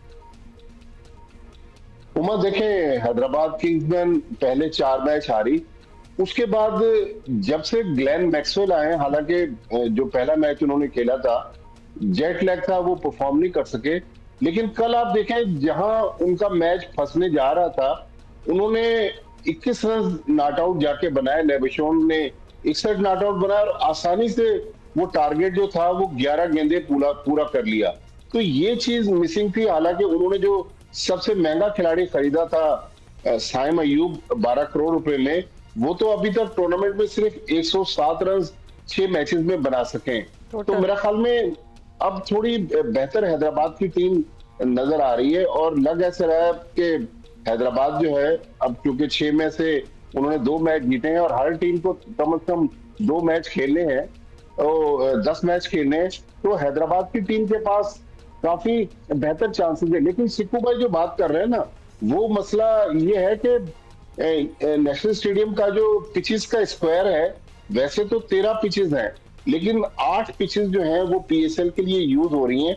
और ये जो लो स्कोरिंग मैच है, ये ऑस्ट्रेलिया से जो मट्टी मंगवाई है पर्थ से, उस मट्टी वाले पिचेस पे जो मैचेस हुए, एक टीम बड़ा स्कोर कर रही है, दूसरी टीम 100 या 100 से कम में आउट हो रही है।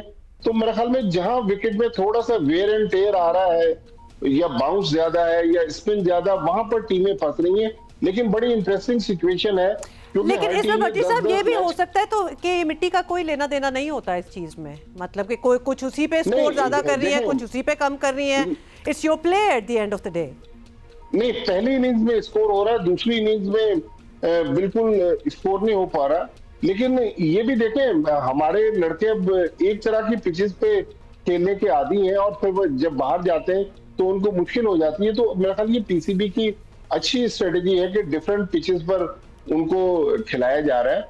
लेकिन आप देखें ना, बड़ी टीमें जिस तरह स्ट्रगल कर रही हैं, लाहौर कलंदर्स खास तौर पर, तो लाहौर कलंदर्स की टीम इस सीजन में शायद उनकी बैटिंग इतनी अच्छी नहीं है जिसकी वजह से वो दूसरी टीमों को। लेकिन जब when we started off, भट्टी साहब एंड सिकंदर, जब ये PSL 11 स्टार्ट हुआ था और तब हम इवेल्युएट कर रहे थे टीम्स को, उस वक्त लाहौर कलंदर सीम्ड वेरी स्ट्रांग। तो अब despite having the players, what happened, मतलब क्यों वो जेल नहीं कर पा रहे? Okay Sikandar, yes. हुमा, देखिए अभी एक बात छेड़ दी है भट्टी साहब ने, तो मुझे उसको थोड़ा सा कंप्लीट करने दें। आप जो कह रहे हैं ना मिट्टी का फर्क नहीं पड़ता, बहुत फर्क पड़ता है। अगर आप किसी का ट्रांसप्लांट करा दें, सपोज करें ट्रांसप्लांट करा दें, हार्ट निकाल के किसी और जगह का लगा दें या किसी का लिवर या किडनी निकाल के कहीं और लगा दें, कहीं और क्यों लगाएंगे? उधर ही लगाएंगे ना जहां से निकालेंगे। किसी और बॉडी में लगा दें तो फिर वो मैच नहीं करता, कई दफा वो रिजेक्ट हो जाता है। ठीक है, तो ये जो बेवकूफी है ना, हमारे बहुत से एक टेस्ट क्रिकेटर थे जो चेयरमैन बन गए थे पाकिस्तान क्रिकेट बोर्ड के, उनकी भी ये बेवकूफी थी कि बनी बनाई पिचें ऑस्ट्रेलिया से मंगा रहे हैं, वो जेल नहीं होती हमारी मिट्टी। देखिए एक मिट्टी है पाकिस्तान की, उस पर आपने ऑस्ट्रेलिया की मिट्टी डाली, वो जेल नहीं होती। दो डिफरेंट आइडेंटिटीज है, वो नहीं जेल होती। तो हमें अपने ही पिचेस का। अब मेरा सवाल भट्टी साहब से ये है कि ये जो PSL है, इसके शुरू होने से पहले क्या नेशनल स्टेडियम पे टूर्नामेंट्स चल रहे थे, मैचेस हो रहे थे, खाली पड़ा था? तो भाई जब खाली पड़ा था तो उसको बनाते, यानी कि नेशनल स्टेडियम का जो ग्राउंड स्टाफ है या मैनेजमेंट है वो निहायत नाअहल है कि उन्होंने 1 महीने के, आप मुझे दें 1 महीने में मैं पिचेस बना देता हूँ। 1 महीना बहुत होता है, आपके पास फालतू पड़ा, पिचेस बनाए, रोल करें, पानी डालें, रोल करें, उनको बैटिंग ट्रैक्स बनाएं, सॉलिड विकेट्स बनाएं, ताकि मैच का मजा तो आए। अगर एक टीम 100 पे आउट हो जाती है तो सारा रिदम खराब हो जाता है। अच्छा, okay, you have a point Sikandar, you do have a point. And then हमारे यहाँ ही अगर मतलब पिचेस पाकिस्तान में बन रही हैं, we should make them the best. Matches भी तो हमारे अपने ही हो रहे हैं। तो जब आपके पास कोई काम नहीं है, स्टेडियम खाली पड़ा हुआ है, तो बनाए पिचेस, उस पे घास उगाए। सिक्कू भाई, पिछले 5 महीने से नेशनल स्टेडियम पर कंस्ट्रक्शन वर्क हो रहा था, ग्राउंड में बाहर हो रहा था ना भट्टी साहब, ग्राउंड के अंदर तो नहीं हो रहा। मैं आपसे कह रहा हूं कि अंदर कुछ भी नहीं। अच्छा, ओके, टाइम नहीं है आज के, हमने पॉइंट टेबल पे भी बात करनी है, because Peshawar Zalmi is at the top having played 5 matches and one 4। आज भी ज़ल्मी का ही मैच है अगेंस्ट मुल्तान सुल्तान, और मुल्तान सुल्तान सेकंड पे है। तो आज वाला जो मैच है वो फिलहाल की टॉप टीम्स के बीच में है, फर्स्ट एंड सेकंड। भट्टी साहब क्या की पॉइंट्स हैं, कौन सी टीम आपको स्ट्रॉन्गर लग रही है?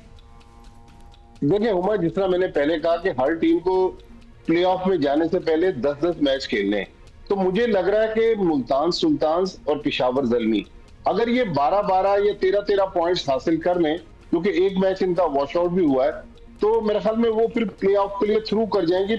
फिर नीचे काफी टीमों के लिए मुश्किल हो जाएगी। अब जिस तरह हैदराबाद की टीम ने 6 मैच के लिए, इस्लामाबाद की टीम ने 6 मैच के लिए, तो इनके 4-4 मैच बाकी हैं। तो अब लाहौर कलंदर्स जो है उनके पास गलती की गुंजाइश नहीं है, क्योंकि कराची आने के बाद वो दोनों मुसलसल मैच हार गए। तो मुझे लग रहा है कि मुल्तान सुल्तान्स और पेशावर ज़ल्मी ये इस वक्त प्ले ऑफ के लिए दोनों स्ट्रॉन्ग कैंडिडेट है।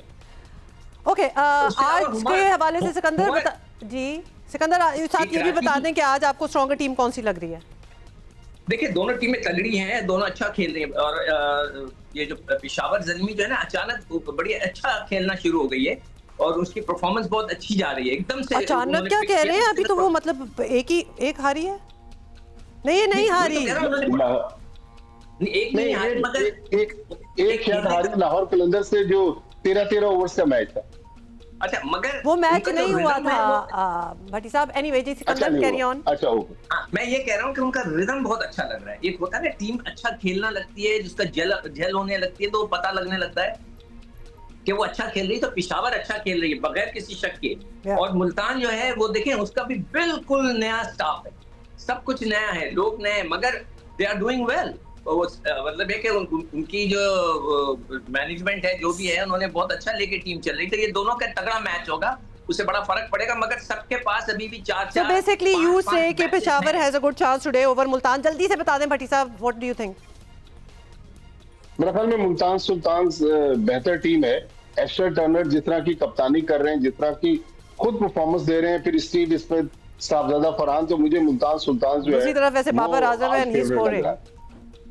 and he's scoring runs. Yes, he is. चले, I like the fact कि आप दोनों ने एक टीम चुनी है और दोनों एक ही साइड पे नहीं आए। ऑलवेज लाइक, और ऑफ कोर्स जो जीतेगी टीम, उसके साथ तो मैं हुई हूँ। तो that goes without saying. Best of luck to both the teams. Thank you Sikandar and Bhatti साहब, and we are taking a break.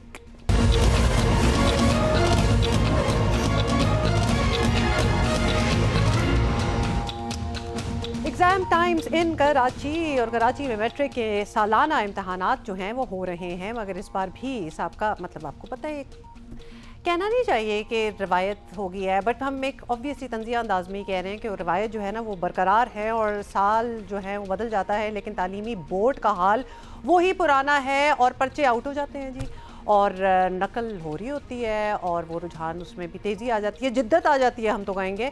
और इम्तहानी मराकज़ जो है ना, जो सेंटर्स हैं जो इम्तहानों के, उनके इंतज़ामात बड़े ही बहुत ही सैड किस्म के इम्तहान होते हैं। कभी कभार you know when I hear such stories, तो मुझे दुख होता है उन स्टूडेंट्स में जो हार्ड वर्किंग स्टूडेंट्स हैं, कि उनको किस सिचुएशन में अपने एग्ज़ाम्स देने पड़ रहे हैं। So I feel very bad for them.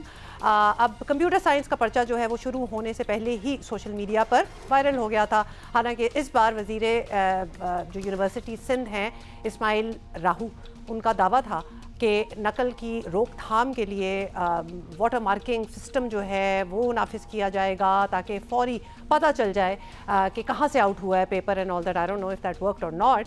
और कई इम्तहानी जो सेंटर्स हैं उन पर सहूलियात की शदीद कमी देखी गई है। पंखों की ख़राबी, फर्नीचर की किल्लत और लोड शेडिंग की शिकायत। मतलब ये कुछ चीज़ें हैं, बच्चों को वो इन्वायरमेंट तो दो जिसमें वो they can do the best that they could do.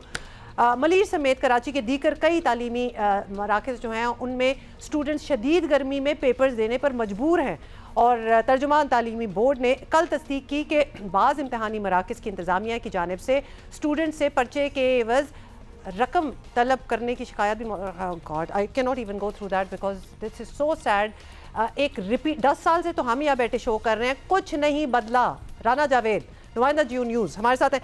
पहले ही बता दें, कुछ बदला? रोज़ हर साल इम्तिहानों के वक्त यही बात करते हैं ना राना जावेद आपके साथ? जी बिल्कुल ऐसा ही है, और रिवायत शायद टूट गई है थोड़ी सी। पहले कम नकल हुआ करती थी, इम्तिहानी मराकज़ से गड़बड़ ज़्यादा हुआ करती थी। इस बार इतनी इंतहा से ज़्यादा हुई है कि कल की तारीख़ तक इम्तिहानी मराकज़ तब्दील होते रहे, यानी कि पर्चे शुरू होने के बाद 3 या 2 पर्चे बच्चों ने किसी और सेंटर में दिए। अचानक उन्हें मालूम होता है उनके स्कूल में लेटर आता है बोर्ड की तरफ से, फिर स्कूल वाले बच्चों को बताते हैं कि जी आपका सेंटर अब उस स्कूल में नहीं रहा जहाँ आपने 2, अब वो कहीं और लग गया है। इतनी बदनज़मी देखने में आई है। फिर पर्चा लीक होने वाला मामला सामने कि आज 20 मिनट पहले मेरे पास, यानी कि मुख्तलिफ ग्रुपों से होता हुआ मेरे पास 20 मिनट पहले पर्चा आया। ना सिर्फ पर्चा आया, जवाबात साथ आए उसके। पेपर शुरू से 20 मिनट पहले अगर मेरे पास 4-5 सवालात के जवाबात मौजूद हो तो मेरा पेपर तो हो गया।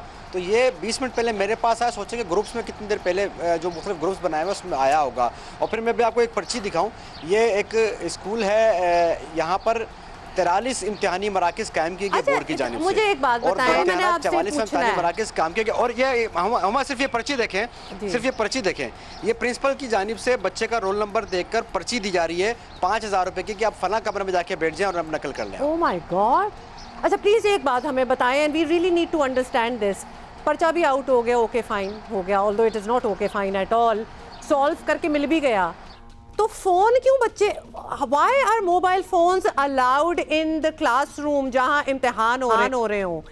ये कोई चेक नहीं हो रहा वहाँ? इन्विजिलेटर किधर हैं? वो भी पैसे लेके बाहर बैठे हुए हैं।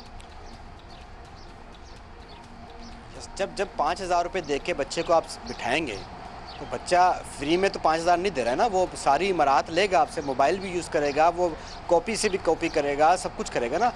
ये तो पर्चे हैं, 2 वाक़या तो रिपोर्ट हुए हैं, बच्चे खंजर लेकर आए इम्तिहानी मराकज़ में। कोई नकल करने में मुश्किल होगी तो खंजर, ये रिपोर्ट हुआ बाकायदा कि खंजर लेकर आए बच्चे इम्तिहानी मराकज़ में। तो चेकिंग वैकिंग तो बहुत के लिए खंजर वालों को बच्चे ना कहें। पाबंदी बराए नाम कहने के, लेकिन मोबाइल का इस्तेमाल हो, क्योंकि इसमें आपने अब 2-3 चीज़ें बता दी राना जावेद हमें। ये लीक वाला पेपर लीक होना, उसके बाद इन्विजिलेटर और ये पैसे दे देना और एक और कमरे में जाके पूरा पेपर हो जाना, वेपन्स लेके, खंजर इज़ अ वेपन, वो बच्चे वो लेके आ रहे हैं, द लिस्ट इज़ लॉन्ग। और उसके बाद रोल नंबर्स का बदल जाना, मरकज़ का बदल जाना, एंड मोमेंट में पता चलना। और हमें ये भी ऑब्वियसली पता चला है कि कुछ मराकज़ तो स्कूल जहाँ बच्चे पढ़ने जाते हैं उनसे घंटों दूर हैं। मतलब अजियत बनी हुई है कि पेरेंट्स को छुट्टियां लेके अपनी जॉब से बच्चों को उन सेंटर्स में लेके जाना है जहां ये सब कुछ हो रहा है। प्लीज़ एंड में बता दें, कोई अकाउंटेबिलिटी होगी इस बार या नहीं? उम्मीद रखें। बिल्कुल, ये तो सेंटर बने, बल्कि कुछ सेंटर तो ऐसे हैं कि जिस स्कूल में बच्चा पढ़ रहा है उसी स्कूल में उसका सेंटर लग गया है, जो कि हो नहीं सकता, होम सेंटर बन नहीं सकता है। तो एक जानिब तो घंटों घंटों दूर है, एक जानिब स्कूल में। इस सारे मामले पर वज़ीर बोर्ड यूनिवर्सिटी जो इस्माइल राव साहब ने उन्होंने नोटिस लिया है और 15 दिन के अंदर इंक्वायरी करके रिपोर्ट पेश करने का हुक्म दिया। उन्होंने सख्ती से ताकीद की कि 15 दिन में रिपोर्ट पेश की जाए और जो जिम्मेदार होगा उसके खिलाफ उन्होंने कहा कि मैं वाक़तन कार्रवाई करूंगा। उस जिम्मेदार के अगेंस्ट कार्रवाई की थी जिसकी वजह से बच्चों को एंड मोमेंट तक ये नहीं पता था कि उनका सेंटर कौन सा है जहां उन्होंने एग्जाम देने हैं, और इसी वजह से 7th को एग्जाम स्टार्ट होने थे, 10th को उसकी एबिलिटी हुई।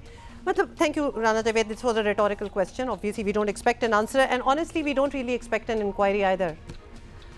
अच्छा जी, तो ये सब कुछ हो रहा है, मतलब पेपर लीक हो रहे हैं, इन्विजिलेटर्स पैसे ले रहे हैं, बच्चे खंजर लेके जा रहे हैं, पता नहीं क्या हो रहा है। We really have nothing to say to it, and since we don't have anything to say to it, मैं तो चली, तो इंशाल्लाह आपसे मुलाकात होगी कल। Have a great day, bye.